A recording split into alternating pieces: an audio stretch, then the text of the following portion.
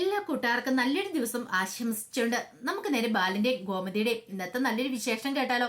അങ്ങനെ ഇന്നത്തെ വിശേഷത്തില് മീനാക്ഷി ആകെപ്പാടെ കട്ടക്കലിപ്പിലിരിക്കുകയാണ്. പിന്നീട് മീനാക്ഷി നേരെ നിലത്തേക്ക് കിടക്കാൻ പോകുമ്പോഴത്തേനും ആകാശ് വന്നിട്ട് പറഞ്ഞു, വേണ്ട മീനു, നീ നിലത്ത് കിടക്കണ്ട, ഞാൻ ഇന്ന് നിലത്ത് കിടന്നോളാന്ന് പറയണേ. ഇത്രയും ദിവസം നീയല്ലേ കിടന്നേന്ന് വെക്കും, അതൊന്നും കുഴപ്പമില്ല. ആകാശ് ബെഡ് കിടന്നോ, ഞാൻ നിലത്ത് കിടന്നോളാന്ന് പറയാം. ആകാശിന് വല്ലാത്ത സങ്കടമായിപ്പോയി. എന്ത് ചെയ്യാൻ പറ്റും, മീൻ ഒരു തീരുമാനം എടുത്തിട്ടുണ്ടെങ്കിൽ അതിനകത്തുനിന്ന് പിന്മാറില്ലെന്ന് മനസ്സിലായി. ഇനി പറഞ്ഞിട്ടും കാര്യമില്ല എന്ന് വിചാരിച്ച ആകാശ് വിഷമിച്ച് ബെഡിൽ കയറി ഇരിക്കുകയാണ്. ഈ സമയം ആനന്ദന് രാത്രി ഉറക്കം വരുന്നുണ്ടായിരുന്നില്ല, മറ്റൊന്നും കൊണ്ടായിരുന്നില്ല. എങ്ങനെ ഇംഗ്ലീഷ് പഠിക്കണം. അവസാനം ആനന്ദൻ ആപ്പൊക്കെ ഡൗൺലോഡ് ചെയ്തെടുത്തു. പിന്നീട് ഇംഗ്ലീഷ് പഠിക്കാനായിട്ട് തുടങ്ങി. അപ്പം പേരെങ്ങനെയാന്ന് ചോദിക്കുന്നു, വയസ്സ് എങ്ങനെയാ ചോദിക്കണേ, അങ്ങനെയുള്ള എല്ലാ കാര്യങ്ങളും, അടിസ്ഥാനപരമായ എല്ലാ കാര്യങ്ങളും അതിനകത്തുണ്ട്. അപ്പൊ അതൊക്കെ പഠിച്ചോണ്ടിരിക്കാം. ഇന്നത്തെ കാലത്ത് ആപ്ലിക്കേഷനൊക്കെ ഉള്ളതുകൊണ്ട് കാര്യങ്ങളൊക്കെ കുറച്ചും കൂടി എളുപ്പമാണ് സ്പോക്കൺ ഇംഗ്ലീഷ് പഠിക്കാനായിട്ട്. അപ്പൊ അതിനകത്ത് നോക്കി ഇങ്ങനെ പഠിച്ചോണ്ടിരിക്കുന്ന സമയത്ത് അങ്ങോട്ടേക്ക് ധർമ്മം വരുവാണ്. ധർമ്മനെ കണ്ടത് ആനന്ദ് ഒന്ന് ചമ്മി. പെട്ടെന്ന് ധർമ്മൻ ചോദിച്ചു, എന്താടാ ആനന്ദേ, എന്താ അവിടെ പരിപാടി നിൽക്കേ? ഒന്നുമില്ല മാമെന്ന് പറയണം. എനിക്ക് മനസ്സിലായി, എനിക്ക് മനസ്സിലായി. എന്ത്? കാള പാല് പൊക്കുമ്പോഴേ അറിയാൻ മേല കാര്യം എന്താന്ന്. എന്താ ഇപ്പൊ കടയിലെ പണി നിർത്തി കാളക്കച്ചവടത്തിനും പോയി തുടങ്ങിയ മാമനെന്ന് ചോദിക്കുക. അതെ അതെ, അധികം നീ എനിക്കിട്ട് അങ്ങോട്ട് ഊതാൻ വരില്ലെന്ന് പറയാ.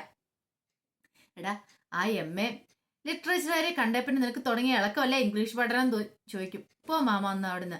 പിന്നെ കള്ളത്തരം ഒന്നും എന്നോട് പറയണ്ടാ, എനിക്ക് അത്യാവശ്യം കാര്യങ്ങളൊക്കെ മനസ്സിലാവുമെന്ന് പറയണം.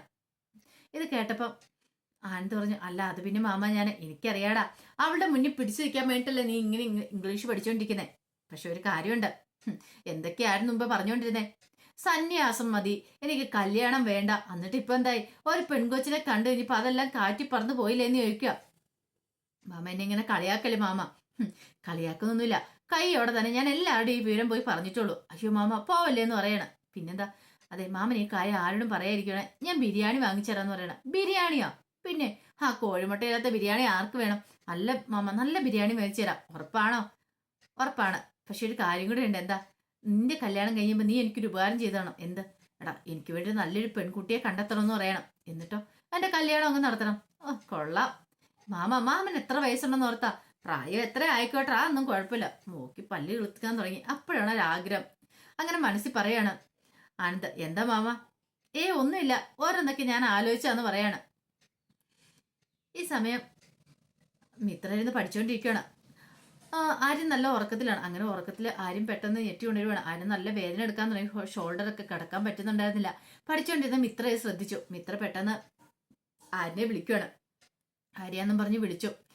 എന്താ കാര്യം? വേദന എടുക്കുന്നുണ്ടോന്ന് ചോദിക്കും. ഇല്ല, എനിക്കറിയാം, നല്ല വേദന ഉണ്ടെന്ന് എനിക്കറിയാന്ന് പറയാം. എനിക്ക് കുഴപ്പമൊന്നുമില്ല, നീ പോയിരുന്ന് പഠിച്ചോളാൻ പറയണം. ആര്യൻ ഇങ്ങനെ വേദന എടുക്കുമ്പോൾ ഞാൻ എങ്ങനെയാ പോരുന്ന് പഠിക്കുന്നത്? ആര്യൻ എഴുന്നേക്ക് എന്ന് പറയണം. എഴുന്നേക്കാൻ എഴുന്നേറ്റ് ഷർട്ട് ഊരിയിട്. ഞാൻ ഇച്ചിരി ചൂട് പിടിക്കാൻ പറയാം. വേണ്ട, അതൊന്നും വേണ്ട, നീ വെറുതെ സമയം കളയായിരുന്നു, പഠിക്കാൻ നോക്ക്.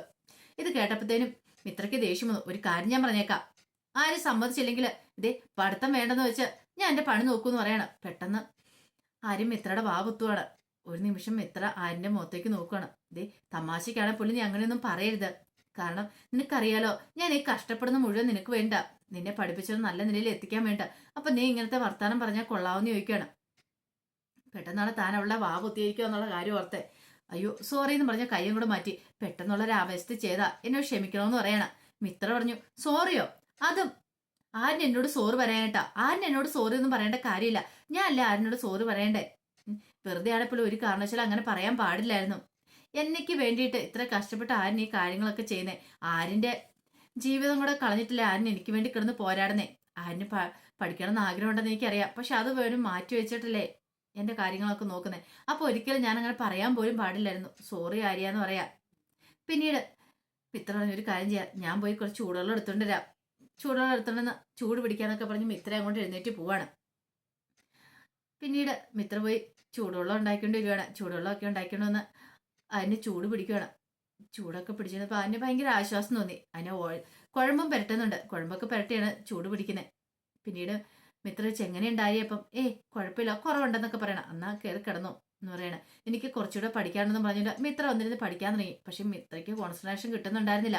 പാവ ആര്യന് തനിക്ക് വേണ്ടിയിട്ടാണ് കിടന്ന് കഷ്ടപ്പെടുന്നത്. എന്നിട്ടോ തനിക്കൊന്നും ആര്യന് വേണ്ടി ചെയ്തു കൊടുക്കാൻ പറ്റുന്നില്ലോ. എത്രയും പെട്ടെന്ന് ദേവമംഗലത്തേക്ക് തിരികെ പോകണം. ദേവമംഗലത്തേക്ക് തിരികെ പോവാണെങ്കിൽ ആന്റെ കഷ്ടപ്പാടുകളൊക്കെ കുറച്ചൊക്കെ ഒന്ന് കുറയും. എന്തെങ്കിലും ഉടനെ ചെയ്തേ മതിയാവുള്ളൂ എന്നൊക്കെ കരുതിയിട്ട് മിത്ര ഫോൺ എടുത്തിട്ട് ഇങ്ങനെ മെസ്സേജ് ടൈപ്പ് ചെയ്യണം. പിന്നീട് കാണിക്കുന്ന പിറ്റേ ദിവസം നേരം വെളുത്തു കഴിഞ്ഞപ്പോൾ ഉദയഭാനുവിന്റെ ശ്രീകലയുടെ വീട്ടിലേക്ക് ശ്രീദേവിനെ വിദ്യേനെ സംഗീതം പഠിപ്പിക്കാനുള്ള മാഷ് വരുവാണ്. അങ്ങനെ മാഷ് വന്നു കഴിയുമ്പോഴത്തേനും ഉദയഭാനു പറഞ്ഞു ബാ മാഷി കയറി വരാൻ പറയാണ്.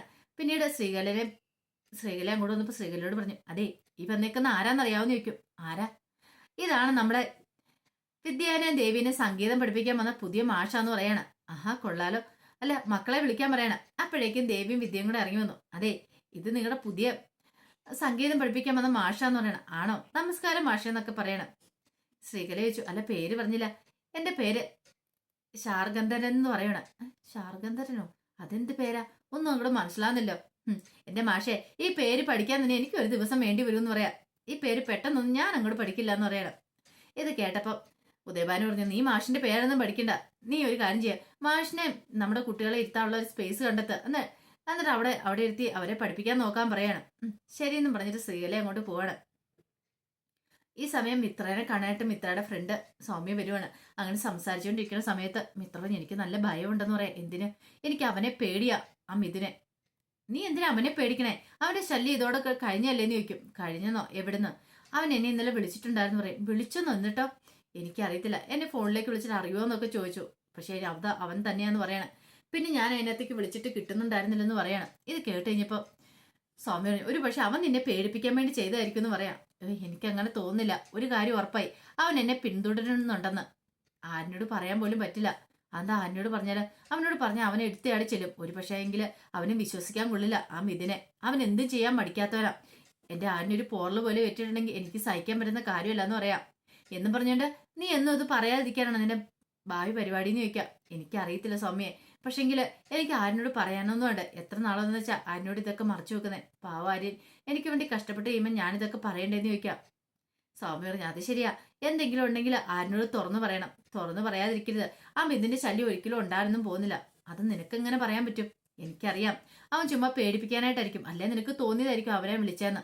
ഒരു കാര്യം ചെയ്യാം, ഞാനൊന്ന് വിളിച്ചു നോക്കാന്ന് പറഞ്ഞുകൊണ്ട് സൗമ്യ ഫോൺ എടുത്ത് വിളിക്കുകയാണ്. സ്വിച്ച് ഓഫ് എന്നാ പറഞ്ഞിരുന്നേ, എങ്ങനെ കിട്ടാനാ? ആ സിം അപ്പൊ തന്നെ അവൻ കടിച്ചു വെച്ച് കളഞ്ഞില്ലേ. അതുകൊണ്ട് ഇനി ആ കാര്യത്തില് ഒരു പേടിയും വേണ്ട. അങ്ങനെയൊക്കെ മിത്രയുടെ അവള് പറയുവാണ്. വിളിച്ചിട്ട് കിട്ടാന്ന് കഴിഞ്ഞപ്പോ തന്നെ മിത്രയ്ക്കൊരു വല്ലാത്ത ഭയമുണ്ട്. ഒരു പക്ഷേങ്കിൽ അവൻ ഇനി എന്തെങ്കിലും തന്നെ ട്രാപ്പിലാക്കാനായിട്ട് നോക്കിയതാണോ എന്നൊരു ചിന്തയൊക്കെയുണ്ട്. സൗമ്യ അങ്ങനെ സമാധാനിപ്പിക്കുന്നുണ്ട്. പോട്ടെ കുഴപ്പമൊന്നുമില്ല എന്ന് പറഞ്ഞുകൊണ്ട് സമാധാനിപ്പിക്കുന്നൊക്കെ ഉണ്ട്. ആ സമയം ഉദയഭാനു ശ്രീകലയും കൂടെ നിൽക്കുകയാണ്. അതൊക്കെ സംഗീതം പഠിപ്പിക്കാണ്ട് മാഷ് അങ്ങനെ ഇരിക്കുകയാണ്. പിന്നീട് മാഷ് വെച്ചു സംഗീതത്തെക്കുറിച്ചൊക്കെ അറിയാമെന്ന് ചോദിക്കാം. ഇത് കേട്ട് ശ്രീദേവി പറഞ്ഞു കുറച്ചൊക്കെ അറിയാന്ന് പറയണം. ആണോ? ആദ്യം നമുക്ക് സംഗീതത്തിന്റെ ആദ്യം തൊട്ട് പഠിക്കാന്ന് പറയണം. അങ്ങനെ ഒരു ശ്ലോകം അങ്ങോട്ട് ചൊല്ലുവാണ്. ഇത് കേട്ട് കഴിഞ്ഞപ്പോഴത്തേനും വിദ്യയും ദേവിയും കൂടെ പരസ്പരം നോക്കണം. അവർക്ക് എന്താന്ന് പോലും മനസ്സിലായില്ല. പിന്നീട് മാഷ് പറഞ്ഞു അതെ നമുക്ക് ആ സരിഗമ പദനിസ അത് തൊട്ട് തുടങ്ങാം. ആദ്യം ഞാൻ പാടും, അതിനോടൊപ്പം തന്നെ ഏറ്റു പാടണം എന്ന് പറയണം. അത് ഞങ്ങൾ ഏറ്റെന്ന് ശ്രീദേവി പറയാണ്. അല്ല ഇതിനു മുമ്പ് സംഗീതം പഠിച്ചിട്ടുണ്ടെന്നല്ലേ പറഞ്ഞ, എന്നാൽ രണ്ടുപേരും പാടാൻ പറയാണ്. ഇത് കേട്ട് കഴിഞ്ഞപ്പോഴത്തേനും ശ്രീദേവി പാടുവാണ്. പാടിക്കഴിയുമ്പോഴത്തേനും മാഷ് ഒരു നിമിഷം ഞെട്ടിപ്പോയി. ഇതാണോ എന്ന് ചോദിക്കുകയാണ്. ഇങ്ങനെയാണോ നിങ്ങൾ പാട്ട് പഠിച്ചിരിക്കുന്നത് ചോദിക്കുകയാണ്. ദേവി ഒന്നും മിണ്ടിയില്ല.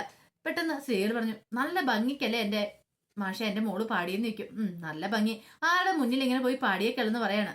പിന്നീട് മാഷ് പറഞ്ഞു ഞാൻ പാടുന്ന പോലെ തന്നെ തിരികെ പാടാൻ പറയണം. അങ്ങനെ സരിഗമ പറഞ്ഞു കൊടുക്കുവാണ്. പറഞ്ഞു കൊടുക്കുന്ന സമയത്ത് മാഷ് പാടുന്ന ഒരു രീതിയിലും ശ്രീദേവിയുടെ സ്റ്റൈലിലുമാണ്.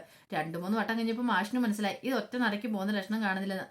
അവസാനം മാഷ് പറഞ്ഞു അതെ ഒന്നെങ്കിലും നിങ്ങൾ അല്ലെ ഞാന് പറഞ്ഞ കേട്ടല്ലോ, നിങ്ങൾക്ക് പഠിക്കാൻ ആഗ്രഹം ഉണ്ടെങ്കിൽ നല്ല രീതിയിൽ തന്നെ പാടണം, അല്ലാതെ നിങ്ങൾ ഒരിക്കലും സംഗീതം പഠിക്കാൻ പോകുന്നില്ലെന്ന് പറയാം. ഇത് കേട്ടപ്പം ശ്രീകല പറഞ്ഞു എന്റെ മാഷ അങ്ങനെ പറയരുത്, ഇത് ഒരാഴ്ചക്കുള്ളിൽ എന്റെ മോളെ എസ്റ്റാനിക എങ്ങനെയോ ആക്കി മാറ്റിയേക്കണമെന്ന് പറയാണ്. ഒരാഴ്ചക്കുള്ളിൽ നിങ്ങളുടെ മോളെ എസ്റ്റാനിക ആക്കാനായിട്ടാ? കൊള്ളാം, നല്ല കഥയെ. നമ്മൾ പാട്ട് പഠിപ്പിച്ചാൽ മാത്രം പോരാ, അതെ അവർക്കൂടെ ഒരു കഴിവും വാസനയൊക്കെ ഉണ്ടായിരിക്കണം. ഒന്നെങ്കിൽ കാരണവന്മാരായിട്ട് പകർന്നു കിട്ടുന്ന ഒരു കാര്യമാണിത്, ഇല്ലെങ്കിൽ സ്വന്തമായിട്ടൊരു കഴിവുണ്ടാകണം. ഇതൊന്നും ഇല്ലാത്തവരെ സംഗീതം പഠിപ്പിക്കാനായിട്ട് ഒരിക്കലും പറ്റില്ലെന്ന് മാഷു പറയാം. എന്ത് ചെയ്യണമെന്ന് അറിയില്ലാതെ ഉദയഭാനും ശ്രീകല ഇരിക്കുക. അപ്പൊ അതിന്റെ വിശേഷങ്ങളൊക്കെ എന്ന് കണ്ടത്. ഇതിന്റെ ബാക്കി വിശേഷങ്ങളുമായിട്ട് വൈകുന്നേരത്തെ പ്രമോയി വരാട്ടോ. ഒരിക്കൽ കൂടി എല്ലാവർക്കും നല്ലൊരു ദിവസം ആശംസിച്ചുകൊണ്ട് നിർത്തുന്നു.